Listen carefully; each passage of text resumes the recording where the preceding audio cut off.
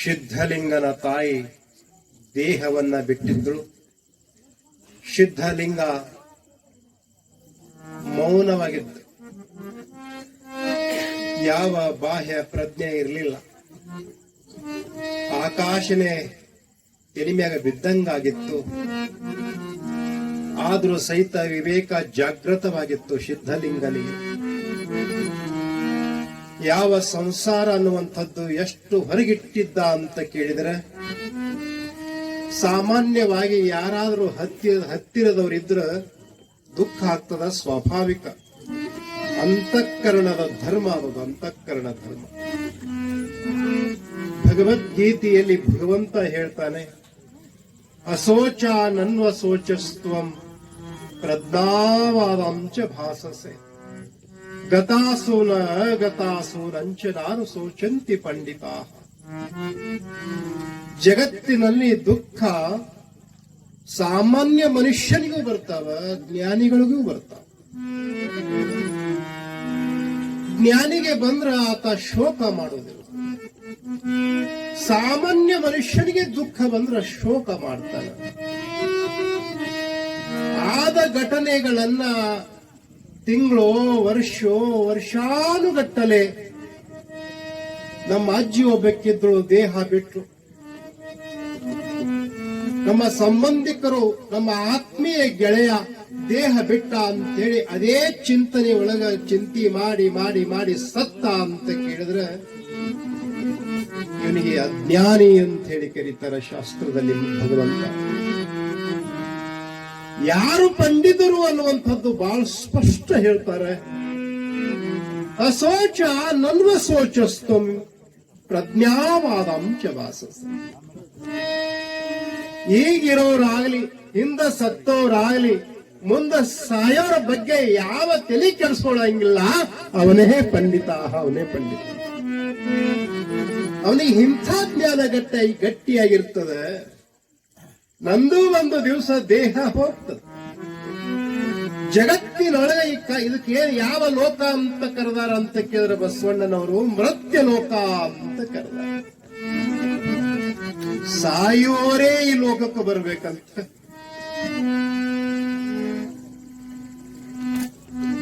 ಸಾಯುವವರಿಗಾಗಿ, ಮುಂದೆ ಸಾಯುವವರಿಗಾಗಿ, ಈಗ ಸಾಯುವವರಿಗಾಗಿ ಯಾವ ದುಃಖ ಮಾಡಂಗಿಲ್ಲ.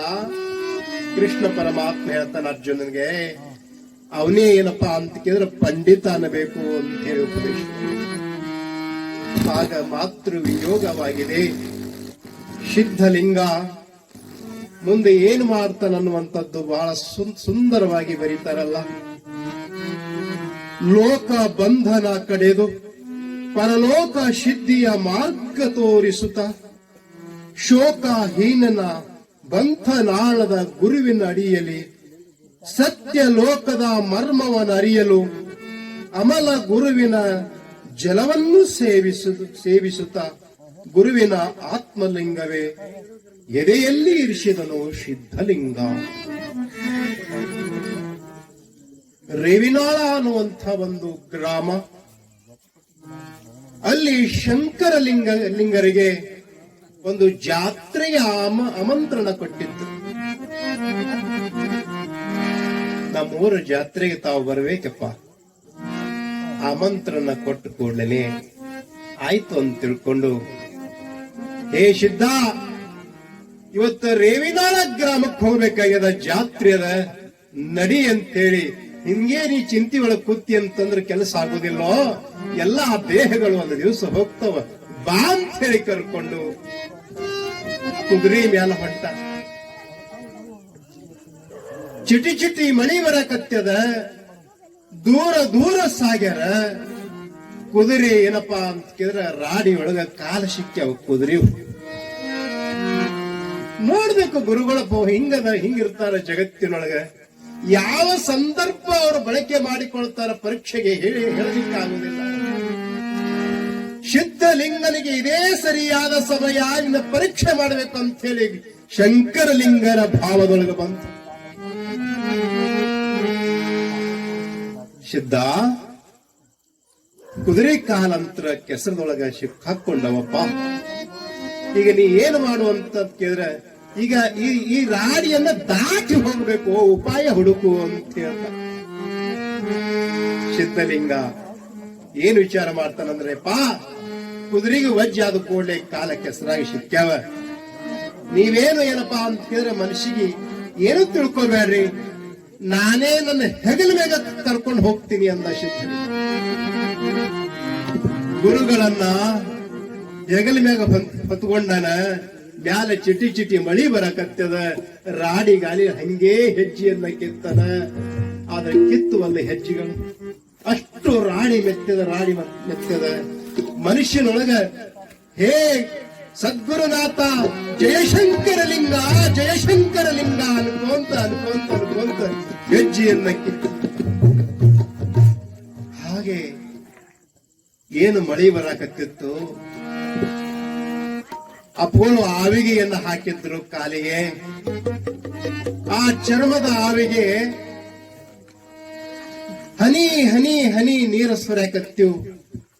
ಅದು ಸಿದ್ಧಲಿಂಗ ಏನು ಮಾಡ್ತಿದ್ದ ಅಂತ ಕೇಳಿದ್ರೆ ಕುಡಿತಿದ್ದಂತ, ಕೈ ಮಾಡಿ ಕುಡಿತಿದ್ದ.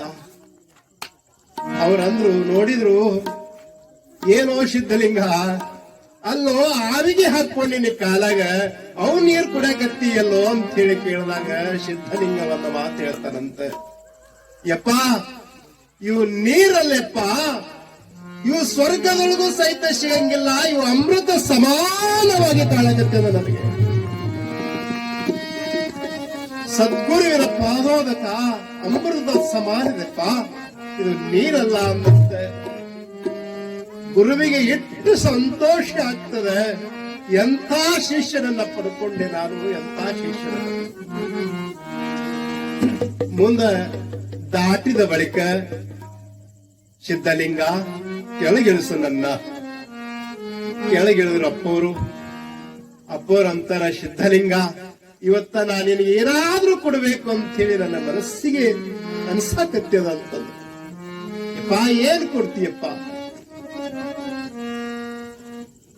ಅಮೂಲ್ಯವಾಗಿರ್ತಕ್ಕಂಥ ಒಂದು ವಸ್ತು ಕೊಡ್ತೀನಿ ಸಿದ್ಧಲಿಂಗ. ಯಪ್ಪ ಅಮೂಲ್ಯವಾಗಿರ್ತಕ್ಕಂಥ ವಸ್ತು ನಿನ್ನ ಕೈಯಿಂದ ತಗೋಬೇಕಾಗಿತ್ತು ಅಂದ್ರೆ ನಂದು ಜನ್ಮ ಧನ್ಯನೇ ಅಂತ. ಉಡಿಯಪ್ಪ ಅಂತ ಹೇಳಿ ಉಡಿ ಬಡ್ತಾನ.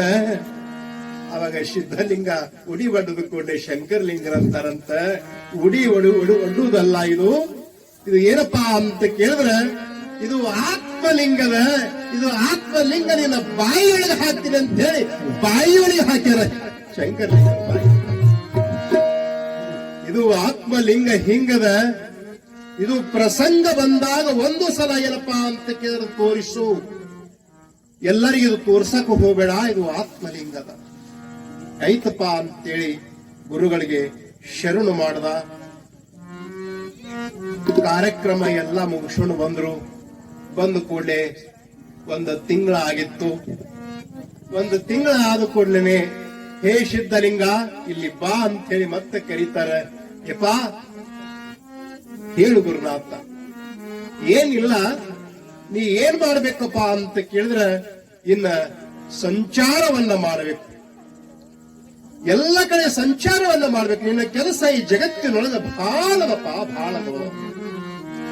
ಯಾವ ಮರ್ತ್ಯ ಲೋಕದೊಳಗೆ ಧರ್ಮ ಹಾಳಾಗಿ ಹೋಗುತ್ತಿದೆ, ಆ ಧರ್ಮಕ್ಕಾಗಿ, ಆ ಧರ್ಮದ ಪರಿಪಾಲನೆಗಾಗಿ ನಿನ್ನ ಜನ್ಮ ಆಗ್ಯದಪ್ಪ. ಇದು ಲಕ್ಷ್ಯ ಇಟ್ಟು ಯಪ್ಪ. ಹಂಗಾದ್ರೆ ಏನ್ ಮಾಡ್ಲಿ? ಸಂಚಾರ ಮಾಡಬೇಕಾಗಿತ್ತು ಅಂತ ಕೇಳಿದ್ರೆ ಒಂದು ವಿಶೇಷವಾಗಿರ್ತಕ್ಕಂತ ಶಕ್ತಿ ಇರಬೇಕಾಗ್ತದೆ. ಜಗತ್ತು ಬಹಳ ವಿಚಿತ್ರದ, ಬಹಳ ಕಾಡಾಟವನ್ನು ಕೊಡ್ತಾರೆ. ಒಂದು ಶಕ್ತಿ ಇತ್ತಂದ್ರೆ ಜಗತ್ತನ್ನೇ ಏನಪ್ಪಾ ಅಂತ ಕೇಳಿ ನಿನ್ನ ಪಾದದೊಳಗೆ ಬೀಳ್ತದಪ್ಪ. ಒಂದು ಶಕ್ತಿ ಪಡ್ಕೋಬೇಕಾಗಿತ್ತು ಅಂದ್ರೆ ನೀನು ಶ್ರೀಶೈಲಕ್ಕೆ ಹೋಗಿ ತಪಸ್ಸವನ್ನ ಆಚರಣೆಯನ್ನ ಮಾಡು. ಅಪ್ಪ ನಿನ್ನ ಕೃಪಾ ಆದ್ರೆ ನಾನು ಶ್ರೀಶೈಲಕ್ಕೆ ಹೋಗ್ತೀನಿ ಅಂತಂದ. ಅಲ್ಲಿ ಶ್ರೀಶೈಲ ಅಂತಂದ್ರೆ ಅದು ಸಾಮಾನ್ಯ ಅಲ್ಲ. ಅದು ಶ್ರೀಶೈಲದಲ್ಲಿರ್ತಕ್ಕಂಥ ಕಮರಿ ಮಠದಲ್ಲಿ ನೀನು 12 ವರ್ಷಗಳ ಕಾಲ ತಪಸ್ಸವನ್ನ ಆಚರಿಸು ಸಿದ್ಧ. 1 ವರ್ಷ ಅಲ್ಲ, 2 ವರ್ಷ ಅಲ್ಲ, 12 ವರ್ಷದ ಪರ್ಯಂತರವರೆಗೂ ನೀನು ತಪಸ್ಸವನ್ನು ಆಚರಿಸಬೇಕು. ಅವಾಗ ಹಿಂದಕ್ಕೆ ಬಹಳ ಶ್ರೀಶೈಲಕ್ಕೆ ಹೋಗಿ ಬರೋದಂದ್ರೆ ಬಹಳ ಕಷ್ಟದ ಕೆಲಸ ಅದು. ಈಗ ಕೇದಾರ ಬದ್ರಿಗೆ ಹೋಗ್ತಾರ, ಎಷ್ಟು ಸಹಿತವೋ ಎಷ್ಟು ಲೆಕ್ಕಿಲ್ಲ. ಹಿಮಾಕರಿಗೆ ಏನಪ್ಪಾ ಅಂತ ಗುಡ್ಡ ಕುಸಿದು ಎಷ್ಟೋ ಸತ್ಯನಾಶ ಆಗಿ ಹೋಗ್ತಾರ. ಯಾಕಂದ್ರೆ ಹಂಗದ ಅದು. ಹೊಳ್ಳಿ ಬಂದ್ರ ಬದ್ರಿ, ಹೊಳ್ಳಿ ಬರ್ಲಿಲ್ಲ ಅಂತ ಕೇಳಿದ್ರೆ ಉದರಿ, ಅಲ್ಲೇ ಉದರಿ. ಅಷ್ಟು ಡೇಂಜರ್ ಅದು ಶ್ರೀಶೈಲ ಅನ್ನುವಂಥದ್ದು. ಆಗಿನ ಕಾಲಕ್ಕೆ ಬಹಳ ಬಹಳ ಏನಪ್ಪಾ ಅಂತ ಕೇಳಿದ್ರೆ ಅಲ್ಲೆಲ್ಲ ಕರಡಿ, ಹುಲಿ, ವಿಷಜಂತುಗಳು, ಸರ್ಪ ಇವೆಲ್ಲ ಬಹಳ ಭಯಂಕರವಾಗಿತ್ತು. 12ನೇ ಶತಮಾನದೊಳಗೆ ಸಹಿತ ಅಕ್ಕ ಮಹಾದೇವಿ ಶ್ರೀಶೈಲಕ್ಕೆ ಹೋದಾಗ, ತಪಸ್ಸವನ್ನ ಮಾಡಿದಾಗ, ಅಕ್ಕ ಮಹಾದೇವಿ ಕೆಳಗ ಕುಳಿತರ ಆಕೆ ಮಗ್ನ ಹುಲಿನೂ ಶಾಂತ, ಸರ್ಪವೂ ಶಾಂತ. ಯಾಕಂದ್ರೆ ಮಹಾತ್ಮರಲ್ಲಿ ವೈರತ್ವ ಇರುವುದಿಲ್ಲ. ವೈರತ್ವ ಇರುವುದಿಲ್ಲ ಅಂತಂದ್ರೆ ಅಲ್ಲಿ ಹುಲಿನೂ ಶಾಂತ ಆಗ್ತದ, ಕರಡಿನೂ ಶಾಂತ ಆಗ್ತದ. ಹೇಳ್ತಾರ ಶಂಕರಲಿಂಗರು, ಶ್ರೀಶೈಲ ಅಂದ್ರೇನು ಸಾಮಾನ್ಯ ಅಲ್ಲ. ಶ್ರೀಶೈಲ ಶಿಖರಂ ದೃಷ್ಟ್ವಾ ಪುನರ್ಜನ್ಮನ ವಿದ್ಯತೆ ಅಂತ ಹೇಳ್ತಾರೆ. ಶ್ರೀಶೈಲದ ಶಿಖರ ನೋಡಿದ್ರೆ ಮುಕ್ತಿಗೆ ಸಮಾನ, ಮುಕ್ತಿ ಅಂತಲ್ಲ ಮತ್ತೆ ನಾ ಹೇಳುದು, ಮುಕ್ತಿಗೆ ಸಮಾನವಾಗಿರ್ತಕ್ಕಂಥ ಸ್ಥಾನ ಬರ್ತದಂತ, ಪುಣ್ಯ ಬರ್ತದಂತ ಹೇಳಿ ಬರದ. ಜ್ಞಾನ ಏವತ್ತು ಕೈವಲ್ಯಂ. ಶ್ರೀಶೈಲ ಏವತ್ತು ಮುಕ್ತಿ ಅಲ್ಲ. ಯಾಕಂದ್ರೆ ಭಕ್ತಿ ಕಾಂಡದೊಳಗೆ ಹೋದ್ರೆ ನೀ ಶ್ರೀಶೈಲದಿಂದ ನಿನಗೇನಪ್ಪಾ ಅಂತ ಕೇಳಿದ್ರೆ ಮುಕ್ತಿ ಸಿಗ್ತದಂತ ಭಕ್ತಿ ಕಾಂಡದೊಳಗೆ ಹೇಳ್ತಾರೆ. ಯಾಕಂತ ಕೇಳಿದ್ರೆ ಇದಕ್ಕೆ ಜ್ಞಾನಕ್ಕೆ ಹೋಗಲಿಕ್ಕೆ ಅಧಿಕಾರಿ ಇರುವುದಿಲ್ಲವ. ಅದಕ್ಕಾಗಿ ಭಕ್ತಿ ಕಾಂಡದೊಳಗೆ ಇದು ಉಪದೇಶ ಮಾಡ್ತಾರ. ಹಾಗೆ ಇಲ್ಲಿ ಶಂಕರಲಿಂಗರು ಕಮರಿಗೆ ಹೋಗಿ ಬಂದವರು ಯಾರಿಲ್ಲ ಅಂತಾರೆ ಸಿದ್ಧಲಿಂಗ. ಬಹಳ ಕಷ್ಟದ ಕೆಲಸ. ನಾವು ಯಾರೋ ಏನಪ್ಪಾ ಅಂತ ಕೇಳಿದ್ರೆ ಶ್ರೀಶೈಲಕ್ಕೆ ಹೋಗ್ತಾರ. ಅವಾಗ ಆಯರ್ ಅಂತ ಹೇಳಿ ಮಾಡ್ತಿದ್ರು ಶ್ರೀಶೈಲಕ್ಕೆ ಹೋಗಿ ಬಂದವರಿಗೆ. ಈಗಲೂ ಮಾಡ್ತಾರೆ. ಇಲ್ಲಿದು ಕರೆಕ್ಟ್ ಟೈಮ್ ನೋಡ್ಕೊಂಡು ಬಸ್ಸಿಗೆ ಹತ್ತಿರ್ತಾನ, ಸೀದಾ ಏನಪ್ಪಾ ಅಂತ ಕೇಳಿದ್ರೆ ಅದೇ ಟೈಮ್ಗೆ ಹೋಗಿ ಶ್ರೀಶೈಲಕ್ಕೆ ಇಳಿತಾನ, ದರ್ಶನ ಮಾಡ್ತಾನ, ಸೀದಾ ಮತ್ತ ತನ್ನ ಊರಿಗೆ ಬರ್ತಾನ, ಹಣಿಮೇಂದರ ಗುಡಿ ಕಟ್ಟಿ ಕೊಂಡಿರ್ತಾನ. ತಯಾರು ಮಾಡಿರ್ತಾನ. ಅವಾಗ ಬಹಳ ದುರ್ಲಭ ಇತ್ತು, ಹೋಗೋರು ವಾಪಸ್ ಬರಂಗಿಲ್ಲ ಅಂತ ಹಿಂಗ ಇತ್ತದು. ಅದಕ್ಕೆ ಆಯಾರ ಮಾಡ್ತಿದ್ರು. ಈಗಿನವರು ಆಯಾರ ಮಾಡ್ಕೊಳ್ಕತ್ತಾರೆ. ಎದಕ್ಕೆ ಮಾಡ್ಕೊಳ್ಕತ್ತಾರ? ಅವರಿಗೆ ಬಿಟ್ಟಿತ್ತು ಮಾಡ್ಕೊಳ್ಳೋರಿಗೆ. ಹಾಗೆ ಇಲ್ಲಿ ಬರೀತಾರಲ್ಲ, ಅಲ್ಲಿ 7 ಬಾಗಿಲ ದಾಟಿ ಹೋಗಬೇಕು ಸಿದ್ಧ. ಕಮರಿ ಮಠದ ವಿಶೇಷಣೆಯನ್ನು ಮಾಡ್ತಾರೆ. ನೀ ಹೋಗಿ ಅಲ್ಲೆಲ್ಲ ಏನಪ್ಪಾ ಅಂತ ಕೇಳಿದ್ರೆ ತಪಸ್ಸವನ್ನ ಮಾಡಿಕೊಂಡು ಬಂದು ನಿನ್ನ ಮಠಕ್ಕೆ ಕಮರಿ ಮಠ ಅಂತ ಹೇಳಿ ನಾಮಕರಣವನ್ನ ಮಾಡಬೇಕು ಸಿದ್ಧ. ಶ್ರೀ ಸಿದ್ದೇಶ್ವರ ಲಿಂಗೇಶ್ವರ ಮಹಾರಾಜ್ ಕಿ ಜೈ. ಗುರು ಕೃಪಾ ಹೇಳ್ತಾರೆ, ಗುರು ಕೃಪಾ ಆದ್ರೆ ಕಮರಿಯನ್ನು ಮುಟ್ಟಿ ಬರಬಹುದು ಅನ್ನುವಂಥದ್ದು ಜಗತ್ತಿಗೆ ತೋರಿಸುವಂತರ, ಜಗತ್ತಿಗೆ ತೋರಿಸು. ಶಂಕರಲಿಂಗರು ಈ 4 ಮಾತುಗಳು ಹೇಳಿದಾಗ ಸಿದ್ಧಲಿಂಗ ಆಯ್ತು ಅಂತೇಳಿ ಅಪ್ಪುರ ಪಾದಕ್ಕ ಸಾಷ್ಟಾಂಗ ನಮಸ್ಕಾರವನ್ನ ಹಾಕಿದ. ಗುರುವಿನ ಮೇಲೆ ಎಷ್ಟು ವಿಶ್ವಾಸ ಇತ್ತು ಅಂತ ಕೇಳಿದ್ರೆ, ಅವನೇ ಸರ್ವ ಲೋಕ ನಾಮ್ ಅಂತ ಹೇಳಿ ತಿಳ್ಕೊಂಡಿರ್ತಾನ ಭಕ್ತನಾದ. ಗುರು ಅಂದ್ರೆ ಬೇರೆ ಅಲ್ಲ, ಶಾಸ್ತ್ರ ಅಂದ್ರೆ ಬೇರೆ ಅಲ್ಲ, ಪುರಾಣ ಅಂದ್ರೆ ಬೇರೆ ಅಲ್ಲ. ಎಲ್ಲ ಗುರುವಿನಲ್ಲಿ ನೋಡುವಂತ ತಾಕತ್ತು ಈ ಜಗತ್ತಿನೊಳಗೆ ಯಾರಿಗಾದರೂ ಬರ್ತದಂತ ಕೇಳಿದ್ರೆ, ಯಾರು ಗುರುವಿನ ಮೇಲೆ ಅಪಾರವಾಗಿರ್ತಕ್ಕಂತ ಶ್ರದ್ಧಾ ಇಡ್ತಾರೆ, ಗುರು ಕೊಟ್ಟಂತ ಮಂತ್ರದ ಮೇಲೆ ಅಪಾರವಾಗಿರ್ತಕ್ಕಂತ ಶ್ರದ್ಧೆ ನೀಡ್ತಾರ, ಅವರಿಗೆ ಏನಪ್ಪಾ ಅಂತ ಕೇಳಿದ್ರೆ ಅದು ಸಿದ್ಧಿ ಸಾಧನ ಒಲಿತದ. ಶ್ರದ್ಧೆ ಬೇಕು, ಶ್ರದ್ಧೆ ಬೇಕು. ವಿಶೇಷವಾಗಿ ಏನಪ್ಪಾ ಅಂತ ಕೇಳಿದ್ರೆ ನಿಮ್ಗೊಂದು ದೃಷ್ಟಾಂತ ಹೇಳ್ತೀನಿ. ಗುರುವಿನಲ್ಲಿ ಇರ್ತಕ್ಕಂಥ ಶ್ರದ್ಧೆ ಎಷ್ಟರ ಪ್ರಮಾಣ ಇರ್ತದ ಸಾಮಾನ್ಯವಾಗಿ ಅಂತ ಕೇಳಿದ್ರೆ, ನೀವು ಗುರುಗಳ ಮೇಲೆ ನಂಬಿಕೆ ಇಡ್ತೀರಿ. ಸಂಸಾರ ಲಾಭ ಆಗ್ತಿತ್ತು ಅಂದ್ರ ಗುರುಗಳ ಮೇಲೆ ಬಹಳ ನಂಬಿಕೆ ಬರ್ತದ. ತುಕಾರಾಮರು ಮಹಾರಾಷ್ಟ್ರದೊಳಗಾಗಿ ಹೋದರು. ಸಂತ ತುಕಾರಾಮ ಒಬ್ಬ ಮನುಷ್ಯ ಏನ್ ಮಾಡ ಅಂತ ಕೇಳಿದ್ರೆ, ನಾನು ದೀಕ್ಷಾ ತಗೋಬೇಕು, ನನಗೆ ಏನಾದ್ರೂ ಒಂದು ಶಕ್ತಿ ಇತ್ತು ಅಂತ ತಿಳ್ಕೊಂಡು ತುಕಾರಾಮರ ಕಡೆ ಒಂದು ದಿವಸ ದೀಕ್ಷಾ ತಗೊಳಕ್ ಬಂದಿದ್ದ. ಬಹಳ ಮಂದಿ ಅಂತಾರೆ, ನಿಮ್ಗ ಗುರುಗಳ ಕಡೆ ಹೋಗಿದ್ರಿ ಮತ್ತ ಏನಾಯ್ತು ಅಂತ. ನೀವು 11 ದಿವಸದ ಪ್ರವಚನ ಬಂದಿರಿ, ಶಿರ್ಷಾಡ್ ಅಪ್ಪರು ಬಂದಾರ, ನೀವೆಲ್ಲರೂ ಕಾರ್ಯಕ್ರಮಕ್ಕೂ ಹೋಗಿರಿ, ಅಪ್ಪೋರ್ ದರ್ಶನ ಮಾಡಿರಿ, ನಿಮ್ಗೇನಾಯ್ತು ಕೇಳ್ತಾವ. ಊರ ಏನಾಗ್ಬೇಕು, ಏನ್ ಚಿಗರಿ ಕೊಡ್ಬೇಕಂತೆ? ಆತ್ಮಜ್ಞಾನದ ರುಚಿನೇ ಇರ್ಲಾರ್ದವ್ರಿಗೆ ಏನೇನೇನೋ ಕಲ್ಪನಾ ಬರ್ತಾವಂತ. ಹಾಗೆ ನೀನು ಏನಪ್ಪಾ ಅಂತ ಕೇಳಿದ್ರೆ, ದೀಕ್ಷಾ ತಗೊಂಡ್ರೆ ಏನೇ ಆಗ್ತದಂತ ತುಕಾರಾಮ್ ಮಹಾರಾಜರ ಕಡೆ ಬಂದು, ಯಪ್ಪಾ ದೀಕ್ಷಾ ಕೊಡ್ರಿ ಅಂದ. ಅವರು ಸಾಮಾನ್ಯವಾಗಿ ದೀಕ್ಷಾ ಕೊಟ್ರು, ದೀಕ್ಷಾ ತಗೊಂಡ.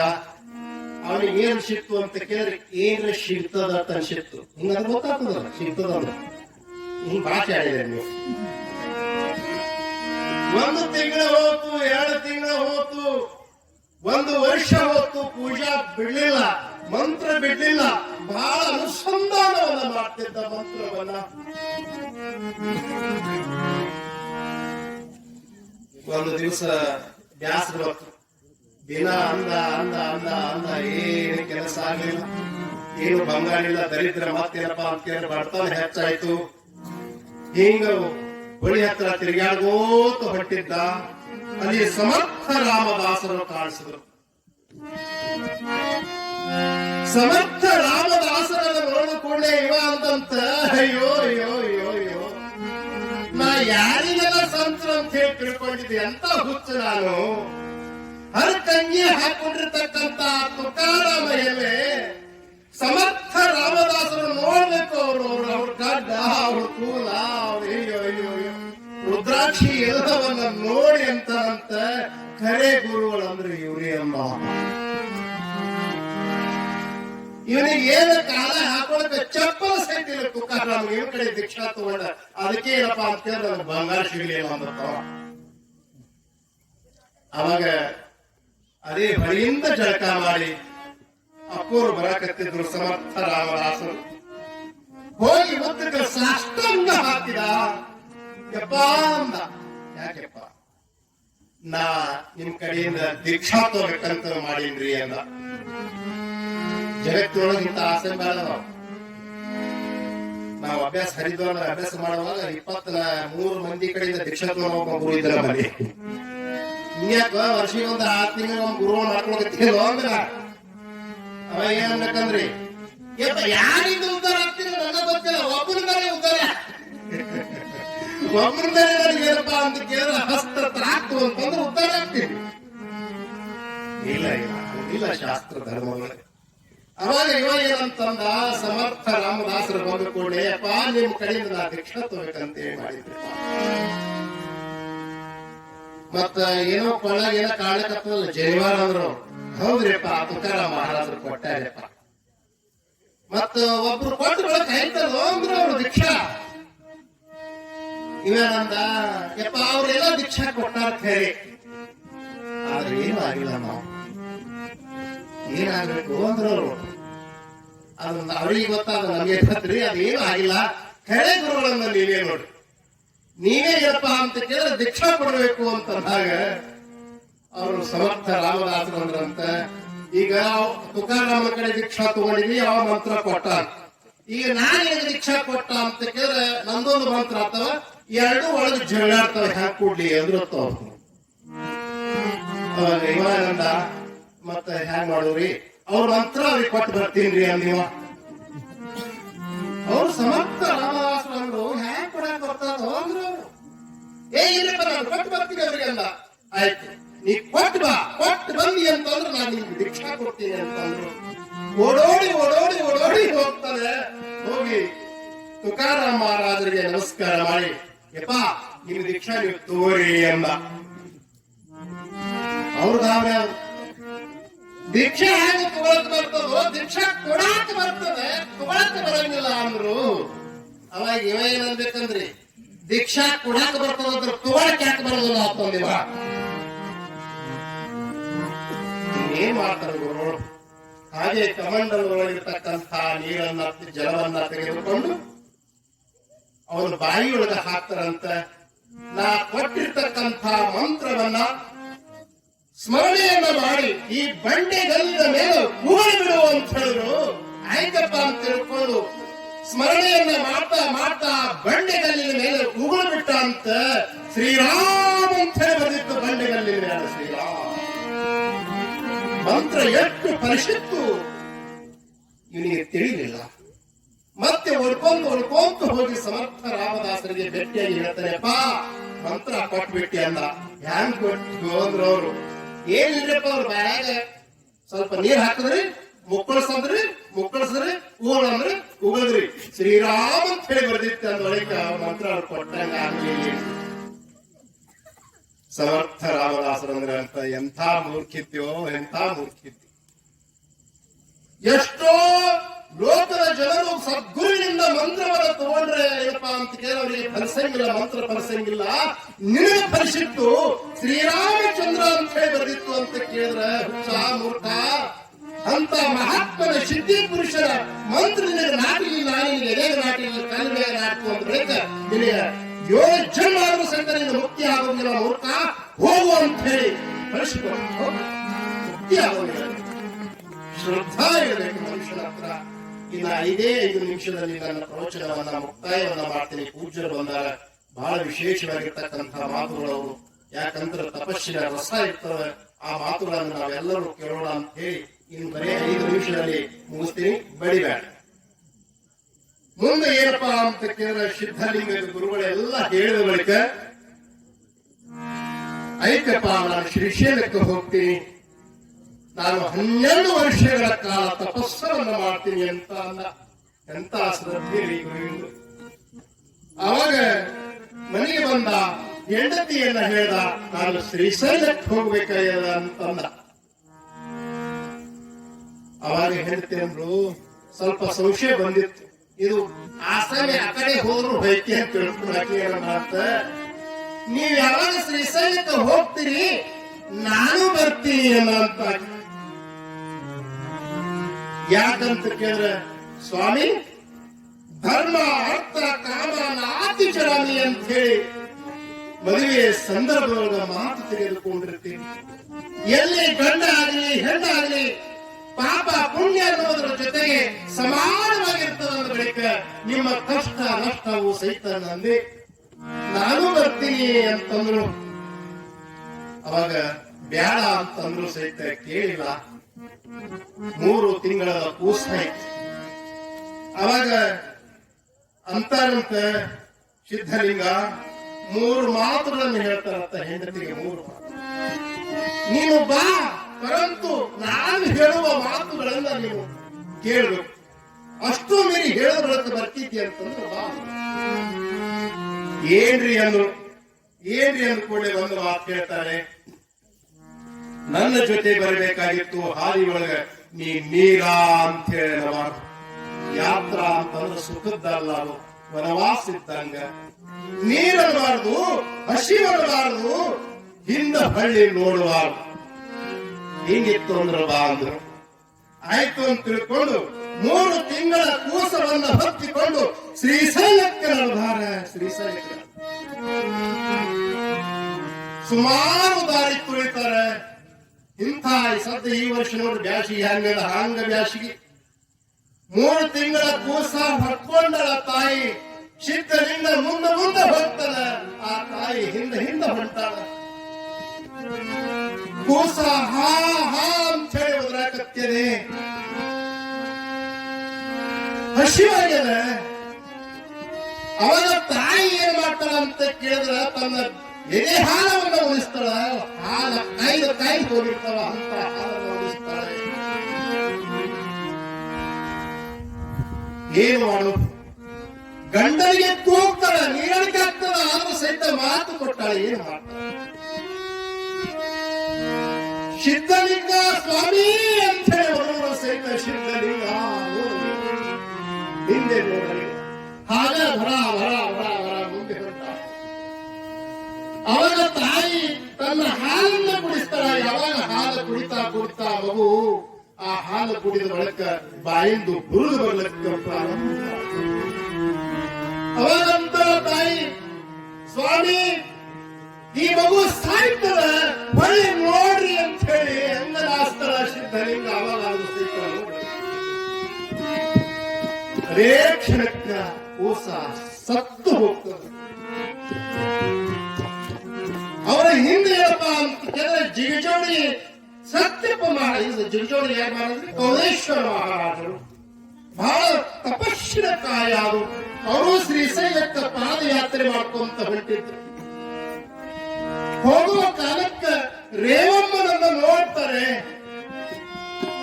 ಹೇ ಸಿದ್ಧಲಿಂಗ, ನಿನ್ನ ಕೂಸು ಸತ್ತೋ ಸತ್ತದ ಹೊಳಿ ನೋಡು ಅಂತ ಜಿಗಜೇಡಿ ಮಹಾರಾಜರು ಹೇಳಿದ್ರು, ಕೌಲೇಶ್ವರ ಮಹಾರಾಜರು ಹೇಳಿದ್ರು. ತಿಳಿತವರಿಗೆ ಇನ್ನೇನು ನಾವು ಹೊಳಿ ಬರೋದಿಲ್ಲ, ಸಂಸಾರ ಈ ಕಡೆ ಹೊಳಿ ನೋಡಂಗಿಲ್ಲ, ಹೋಗ್ಲಿ ಬಿಡು ತಾಯಿ, ಇದಕ್ಕೆ ಇಲ್ಲೇ ಅಂತ್ಯ ಸಂಸ್ಕಾರ ಮಾಡೋಣ ಅಂತ ಹೇಳಿ ಅಲ್ಲೇ ಅಂತ್ಯ ಸಂಸ್ಕಾರವಲ್ಲ. ರೇವಮ್ಮಗೆ ಏನಪ್ಪಾ ಅಂತ ಕೇಳಿದ್ರೆ ಹಿರೇಬಸಡಿ ಅನ್ನುವಂತಹ ಊರ ಅಲ್ಲಿ ತಂದು ಬಿಟ್ಟ ರೇವಮ್ಗ. ಇಲ್ಲ ತೋರು ಮನೆಯೊಳಗೆ ಇರುವಂತ ಹೇಳಿ ಇಲ್ಲಿ ಬಿಟ್ಟು ಅವರೇನ್ ಶ್ರೀಶೈಲಕ್ಕೆ ಹೋಗ್ಲಿಲ್ಲ, ಬಳಿ ಜಿಗಜೋಳಿಗೆ ಹೋದ್ರು ಕೋದೇಶ್ವರ ಮಹಾರಾಜ. ಈತ 12 ವರ್ಷಗಳ ಕಾಲ ತಪಸ್ಸು ಮಾಡ್ಬೇಕಂತ ಹೇಳಿ ಹೋಗ್ಯಾರಲ್ಲ.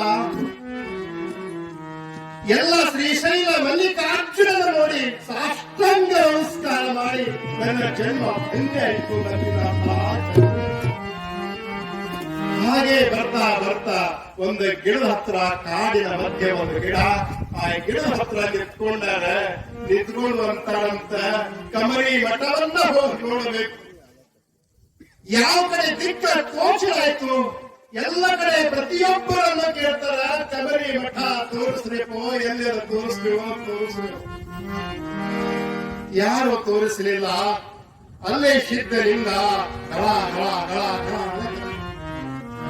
ಹೇ ಗುರುವೇ, ಜೈ ಶಂಕರಲಿಂಗ, ಆ ಗವಿ ದಾರಿ ಯಾವ್ದು ನನಗೆ ಗೊತ್ತಾಗಬೇಕು, ಆ ತೋರಿಸು ಅಂತಂದಾಗ ಯಾವಾಗ ಸಿದ್ಧಲಿಂಗ ಗುರುವಿನ ನಾಮಸ್ಮರಣೆಯನ್ನ ಮಾಡ್ತಾ ಇದ್ದಾರೋ ಅದೇ ಕ್ಷಣಕ್ಕ ಗುರು ಶಂಕರಲಿಂಗರು ಗಡಸರ್ಪವಾಗಿ ಕೊಂಡು ಬಂದು ನಿಂತಾರಂತೆ.